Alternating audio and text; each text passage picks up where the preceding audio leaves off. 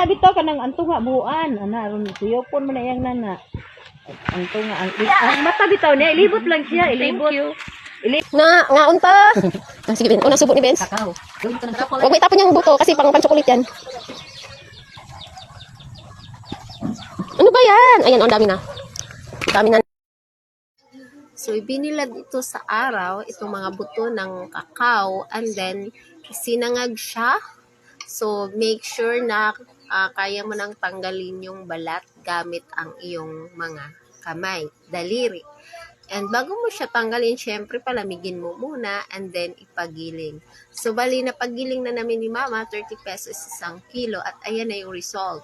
So, nilagay ko na siya sa lagayan, nilipat ko na siya sa baonan kasi ititimpla namin yan tuwing umaga. So, yun na yung gagamitin namin, choco latte. So, ito na. Perfect din siya. Isaw-saw na yun. Hello, ang daming Manisa. So, fresh from the garden.